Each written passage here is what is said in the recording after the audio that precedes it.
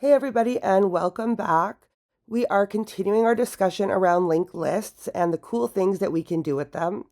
We're going to be talking about insertions today. So inserting at the top or the head of the linked list, at the end or the tail of the linked list, and looking for insertions at given indices. Insertions are the foundation of actually creating our lists, and we don't always want to be doing it manually with lots of .next all the time. So I want you to think of a linked list like a train. Adding a car at the front of the train or the back of the train or even in the middle of the train requires a lot of careful consideration and a lot of careful unhooking and hooking of train cars. So we're going to make sure that we're attaching those cars in the right order. I've got some basic code already written for us today just to help the video along, stuff you've already seen. I've got my print function right here to make it easier to print out my whole list. And then I've created my node class already as well. I did it correctly so that we can see at least one example in this video series of correct data management within these objects. So I have my private int data and my private node next. I've created two constructors so that they're being overloaded. One where I'm only taking in the public node data, and next is automatically null. And then I have another constructor here where I'm actually setting the data and next explicitly. In addition to that, I have a get next where I return the next element, as I've shown before. I also have a set next that we're going to need when it comes to attaching in the middle of a linked list. Lastly, I created a toString just to help us along so that it is a lot easier to print out all of our node data. And I wanted it to be formatted nicely, so I did something a little bit fancier than I've done in my previous videos. All right, I'm going to close up the node class. Go back if you want to write it out because that's not going to be touched again right now. Same with the sprint list. I'm going to get this extra code out of the way by just collapsing it, making sure that we can see what we're doing nice and clearly. Let's get started with our node top. When our list first begins, when you first arrive at the train yard, our train has 0 cars. A 0-car train is perfectly valid. In fact, keeping that in mind, before I even start with an insertion, let's write one more method here, public static int count, that allows us to actually get the number of elements in our list. This is pretty straightforward for us, I hope at this point. If it's not, pause the video at this point and actually try it yourself. I'm going to go ahead and write it out.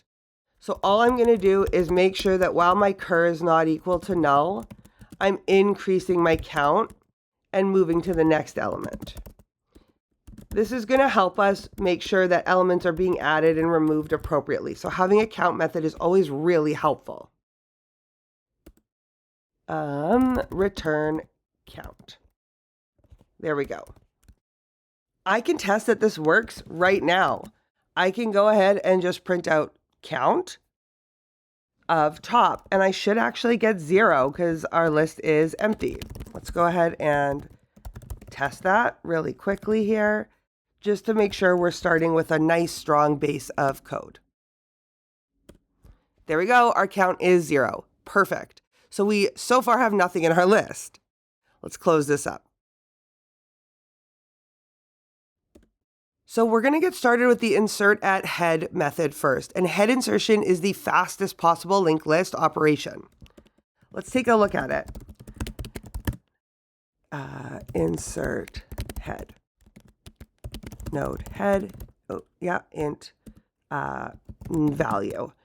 Perfect. So what we're going to basically be doing is always putting a new train car at the front of the train. This means that our conductor of our train is constantly moving. The conductor is standing in her head of train, and then another train car comes along and attaches to the front. Now our conductor has to move again. This is a really important analogy because it's why we actually have to return something on an insert at head, because we cannot lose where the conductor is standing. The conductor, the top, should always be standing at the top of our list. So when we do top is equal to insert head, we need to actually pass in our current list right here. That's our current list technically. And the value that we want to insert. Then we can print it out. So what actually happens in here is very, very straightforward. If our head is null, meaning we currently have an empty list, we can just say head is equal to a new node with that value. And then we can return it. What happens if head is not null? Else, if head is not null, head is going to be pointing at head references, let's say 1, which is pointing to null. Okay, so that's what head is referencing right now. Well, what do we actually want to do? I'll do it in 2 steps and then I'll show it in 1. New head is going to be equal to a new node with this value that's coming in. And then, so that would be like insert top 2. So the new value coming in is going to be 2. And then what is it that we want next to point to? Well, we want it to point to the existing list, just like that. So this will now give us new head referencing 2, which references the old head variable, which was 1 null. Remember those drawings from previous videos? We can see how the list is starting to form. Now, the important thing here is that we are going to return head back up. This is us moving the conductor, right?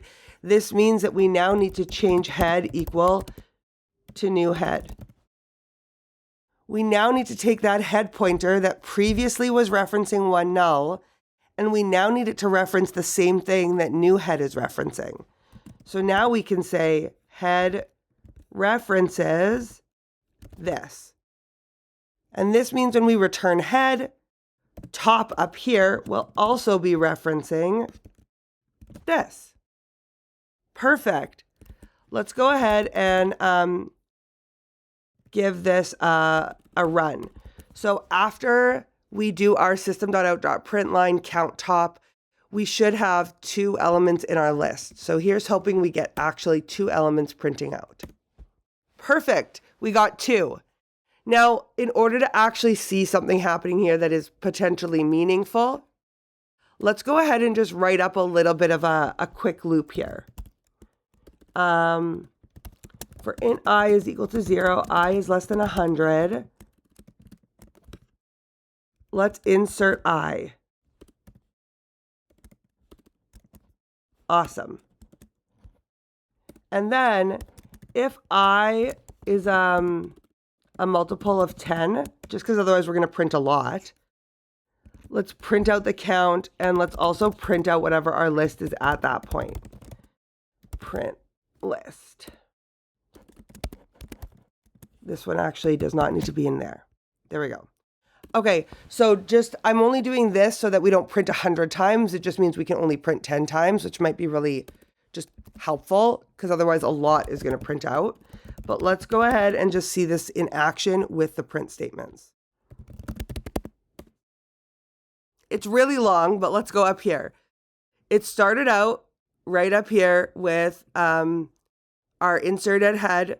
We inserted 0. And right here, we printed out the count being 1. And here's the list, 0 and null. Perfect. Next is when I is 10, we've already entered 0, 1, 2, 3, 4, 5, 6, 7, 8, 9, and 10. So that means we've entered 11 values. So right here, we can see that, and we can see 10 to 0 have been inserted. Notice that when we insert at head, we're constantly changing the top value, which actually ends up with our list coming out with the most recently added value being at the head and the oldest value being at the tail. It's basically like creating a stack of pancakes. And that's a really important distinction for future videos and data structures. Next, let's look at inserting at the tail instead. Here was our inserted head. All right, next let's do our insert at tail. Now, most of the time, our head node actually doesn't change, right, in an insert at tail. But there is the case where we don't have any nodes yet at all, right? If our head is currently null, we will actually have to set head equal to a new node with that value and pass it back. So there is a scenario where inserting at the tail also changes the head value. But the rest of the time, our head actually doesn't change. Actually, so then we don't even need this to be cur. We can just pass back head, always. Yeah, that actually will work beautifully. All right. If, however, our list is not null, we do have elements in it. Now we need to actually find the end of our list. So we start at the head of our list. Start at head of list. Walk through list until we find the last node. Notice that I'm saying that we need to find the last node. We're not looking for the end of the list. Not end of list. We want to find the last node. These two sound the same, but they are different. The difference is in like our print list over here, when I say while cur does not equal null, once cur is null, I have fallen off the list. I'm at the end of the list. But remember, there's no way for me to go backwards. And in order to add to the end of the list, I need to stop before I fall off the train. So I want to stop when I know I'm at the last node. What is the indicator for the last node? Well, if I look even down here at my previous runs, what I can see is the last node always points to null. Always. And that's the key here. While cur, whoops. Oh my goodness, so sorry. I have a Band-Aid on and it's messing with me. While cur.next is not null. If the cur's next is not null, I'm not at the last element. I need to keep walking. If my current element's next is null, I am stopped at the last element. There we go. This allows us to walk through our list all the way until we find the last node. When we leave this while loop, cur is equal to our last node, not null. And this is important because now cur.next, I guess set next, can be a brand new node. This will allow us to insert a value at the end of the list instead of previously at the front of the list. Let's take a look at what running this code looks like. Turns out 50 is actually a lot, or 100 is a lot. So let's just do 10 and I'll just print it out each time. There we go. And this one will be num elements. I'll just add some labels, make it a little bit nicer. Okay. And I'll make this bigger. All right. So the first time that we inserted a num elements. Oh, I put a D. Oh my gosh, this Band-Aid is killing me. I just wanted it to be nice just for a sec. There we go. Okay, so the first element got added and we got 0 and null. The second element got added and look at that. It didn't add it in front like last time. It added it to the end because what our loop actually did was if head is null, it wasn't null. It was a value. There was a 0 there. So it went into here. We set cur to head. We walked through until we found the last element. Well, look at that. The last element and the first element are the same thing. 0.next was null. So the while loop actually didn't run, but cur was equal to 0 now instead of null. And we set the cur node.next equal to this new node with a 1 in it. This connection was made right there. That new node's next is null. And there we go. We got 0, 1, null. And our list is able to now grow from the end. And we have an ever increasing list that can get to any size at all. The last version of insert I want to show you is inserting at a given index. So let's go ahead and do that now. For the same reason as before, we need to return a node, because if it was null, we need to be able to return the new head value. Insert at index. We pass in our list, we pass in the index we want to insert at, and we pass in a value. Now, instead of this insert tail, we're going to insert at index, and we'll insert at 0, then 1, then 2, then 3, and so on and so forth. And I'll pass in the values 1 through 11, just so that they're a little bit different. Like all other scenarios, if our head is null, we do need to make a new head value. Head is a new node using that value. This isn't quite this straightforward, but for right now, we're gonna just bear with me. Before the end of this, I promise I'll handle the questionable situations. So if our head is null, let's add a new one. Otherwise, what do we need to do? Well, we're going to need to go through the nodes starting at head. And while our cur position is less than our index, we need to move forward. So cur position goes up, and we move to the next node. Cur is equal to cur.getNext. Now what we'll find is this actually won't work the way that we want it to. All right, what do we need to do now? Well, once we've stopped running our code, we want to set cur, we want to not lose cur's next position. Cur.getNext, whatever it may be. This is going to allow us to connect the list around our new node. New node is equal to a new node with that value. And we want to pass in the whole back end of the list. And then cur set next needs to be our new node. This isn't actually going to work the way we want it to, but that's okay. I still want us to walk through this example. Imagine that this is our list. And let's say I want to insert the value 5 between 2 and 3.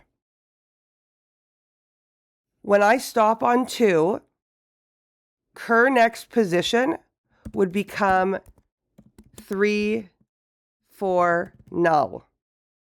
New node will then become 5, 3, 4, null, because I have my 5 from the value and cur position is this whole list. So that all gets stuck in there.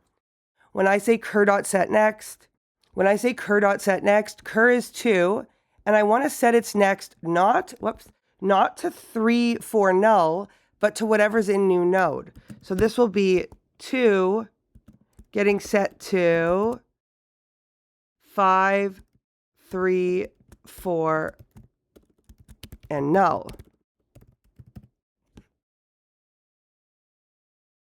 And then at the end of all of this, we return our, head.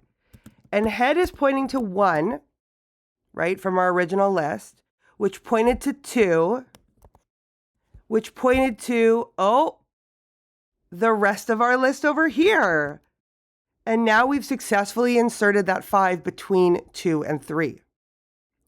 Now let's try this for real. This will create our original list of inserting between 0 and 5. Let's do insert tail. And let's print it out, because we know that that one works already.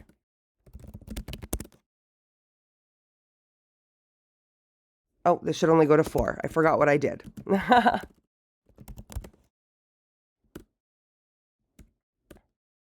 There we go. Here's our original list, all the way up to there. Now, if I want to insert at index, let's add that in over here. Insert at index, passing in our list. What index do I want to insert at? Well, 0, 1, 2. If I want to insert a 5 right in between these two, I need to insert at position 2 and have everything else shift over. And I'm going to insert the value 5. Let's start by making sure that the insert actually works by printing out the count. Will our count go up 2, I'm just going to rearrange this. We don't need to print quite so many times anymore. Will our count actually go up from 4 to 5? Let's take a look and see. Let's clear that out of the way. There we go. We had 4 elements when we printed our list, and now our num elements is 5. Now the question is, did it insert where we wanted it to? Using our standard catch-all for loop. Hint, it did not.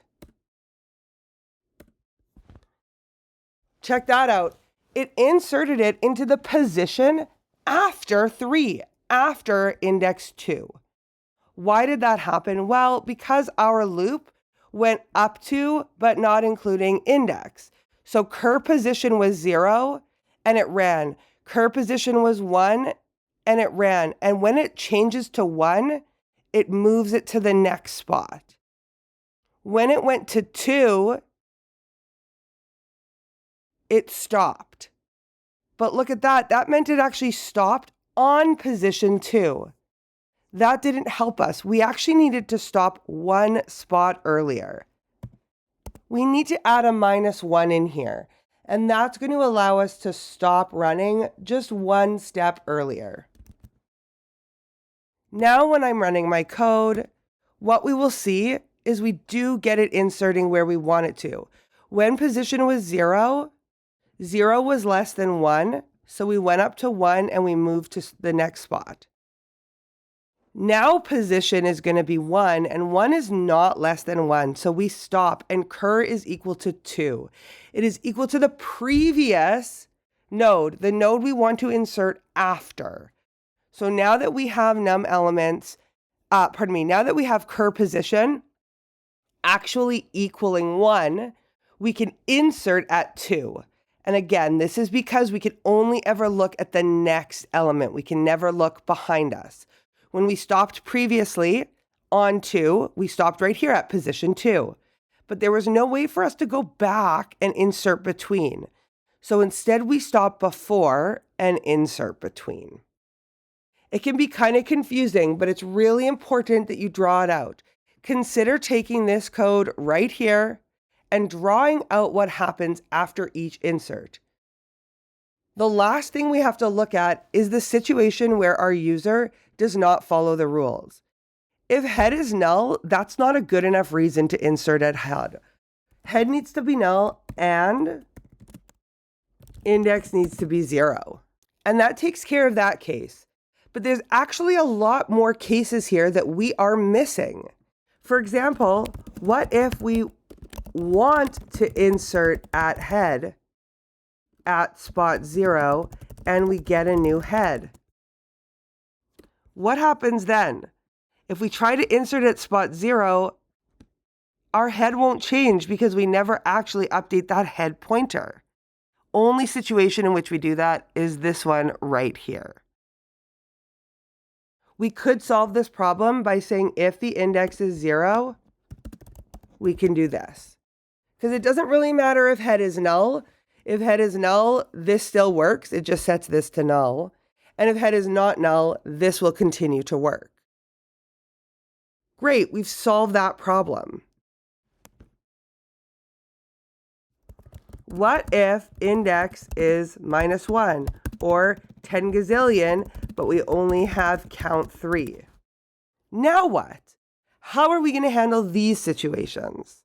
Well, if you think all the way back to when we talked about exceptions, exception handling, we're going to use that right now. Because if our index is less than 0, or our index is greater than the current count of our list, we need to throw a new index out of bounds exception. That index position does not exist and is out of bounds. All right, let's have some very specific test cases now, instead of our generic ones, to try out this insert at index method, because it is much more confusing. First, we have our list here that inserts the values 1, 2, 3, 4. That's fine. This is our initial print. This one is going to do, insert in middle of list. So we can test that right there. We should probably also test an insert at head of list. Insert at head of list. Position 0. Make sure that we get a new head of list. The last thing we want to test for is one of these two cases. We can't easily test for, well, we can test for both using try catches, I guess. Try, to insert at a negative position.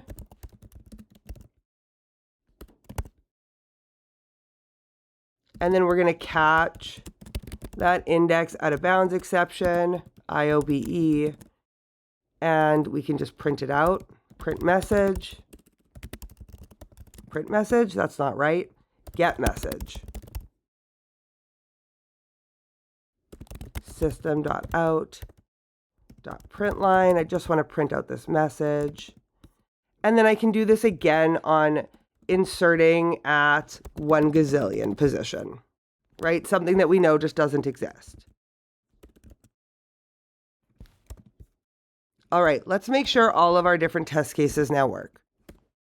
Let's clear and run. Here's our initial list, and when we insert it into the middle, our 5 did appear here.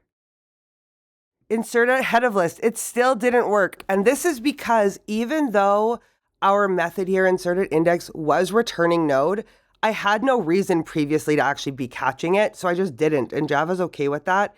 But in reality, because it is, there is a return value, I should have been returning head, and I need to actually be storing that back up here. Oh, and I wrote head instead of top now. But there we go, there we go. It just didn't affect me until now, so I didn't realize it was a problem, right? But now we can see, oh yes, if we're going to insert into the head of the list, we need to actually say top equals. So it's a really good thing we're doing all of these checks. Let's try again. Compile, run. Here's our initial list. We're still inserting into the middle with no problem. Now we insert into the head of the list and actually return the new head. So we get that there. When we try to insert a negative position, our try catch does work and we catch this error. When we try to insert at a giant position that doesn't exist, this also works and we end up with our out of bounds exception being caught. And those are all of our different scenarios. Wow, that's a lot. So inserting at the head, inserting at the tail, those are relatively straightforward. And we can see how inserting at any index starts to complicate things, especially with all those edge cases and checking them all. When we think about doing something like an insertion sort or an insert into an array, often we discuss it like physically shifting over boulders in a yard or moving books over in a library. But with a linked list, insertion is just pointer rewiring, right? We're finding the previous node, we want to hook on the new one, and then we want to make sure that the new one has hooked on to the rest of the old list. It's a lot more about just shifting the addresses, thinking more about inserting clues into a scavenger hunt than it is the way that we thought about inserting elements into an array. When we insert our clues, we don't actually have to shift everything over.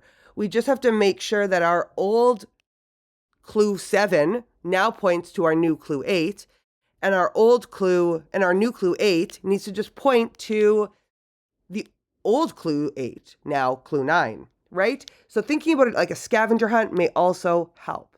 In my next video, I'm going to talk about deletions, which are very, very similar to insert at index with that pointer rewiring. And then we'll finish off with one data structure, an actual built list. Thanks everyone, and I'll see you in the next video.